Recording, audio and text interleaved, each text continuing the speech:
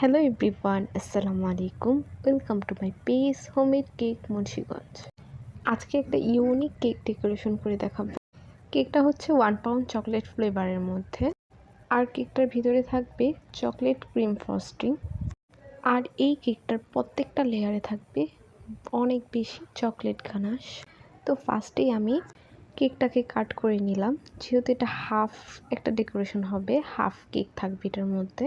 তো আমি লেয়ারগুলোকে কেটে তারপর সুগার সিরাপ ব্রাশ করে লেয়ারে চকলেট গানাশ দিয়ে দিচ্ছি, এবং চকলেট গানাশ দেওয়ার পরেই চকলেট যে ক্রিমটা আছে ওটা দিয়ে ফ্রস্টিং করে দিচ্ছি।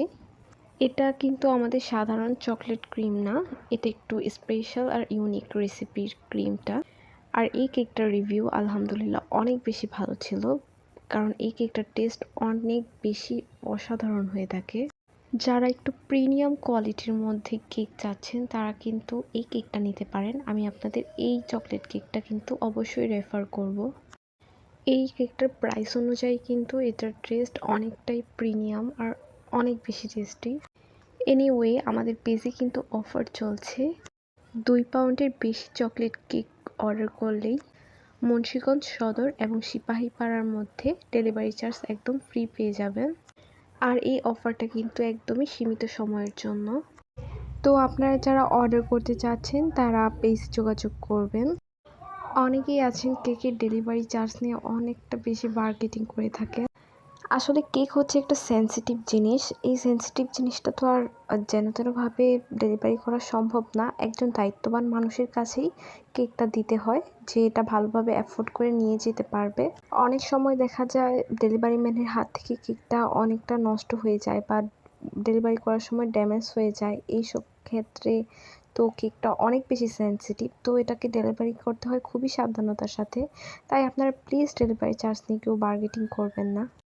প্রয়োজন হলে আপনারা আমার পিকআপ পয়েন্ট থেকে এসে কেকটা রিসিভ করে নিয়ে যাবেন, তাহলে বুঝতে পারবেন যে ডেলিভারি চার্জটা কি আমরা বেশি চাচ্ছি নাকি ঠিকই আছে।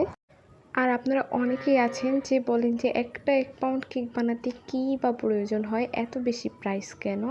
এটা একদমই সম্পূর্ণ ভুল ধারণা। শুধু আপনারা ডিম আর চিনির হিসাবটাই করে থাকেন। তাছাড়া আমাদের যে এক্সট্রা জিনিসগুলো লাগে, কোকো পাউডার, চকলেট, ক্রিম, সব কিছু মিলিয়ে কিন্তু কস্টিংটা অনেক বেশি পড়ে যায়। তো কেক বানালে যে সবটাই লাভ এমন কিন্তু নয়। আবার অনেকেই কাস্টমাইজ ডিজাইন দিয়ে থাকেন, যেগুলো আমাদের আলাদা করে পারচেস করতে হয়। ওই ক্ষেত্রে আমাদের আলাদা চার্জ ধরতেই হয়, কারণ আপনারা যে ডিজাইনটা আমাদেরকে প্রেফার করেন, আমাদের ওইভাবেই কেকটাকে মেক করে ওইভাবেই কেকটাকে ডেকোরেশন করতে হয়। তো এইসব কাস্টমাইজ চার্জ, ডেলিভারি চার্জ, কেকের প্রাইস নিয়ে আশা করি আর কোনো কোশ্চেন আপনারা করবেন না। অনেক ভিডিওতেই এগুলো ডিটেলসে বলা আছে যে কেন আমাদের প্রাইস রেঞ্জটা একটু বেশি হয়ে থাকে। আসলে দোকানে তো ডালটার ক্রিম দিয়ে কেক মেকিং করে থাকে, তো ডালটার ক্রিমটা আপনার সারাক্ষণ বাহিরে রাখলেও ওটা গলবে না। বাট আমরা যে ক্রিমটা ইউজ করি ওটাতে কোনো ডালটা বা কোনো এক্সট্রা কোনো কিছু ইউজ করি না, যে কারণে আমাদের কেকটার টেস্ট আলাদা থাকে। তো শপের কেক আর হোমমেড কেক সম্পূর্ণই আলাদা থাকবে, এটাই স্বাভাবিক। আমার ভিডিওগুলো ভালো লাগলে অবশ্যই লাইক, কমেন্ট এবং শেয়ার করে দিবেন। সকল ধরনের বেকিং টিপস পেতে আমার পেজে ফলো করে রাখবেন। Thank you for watching.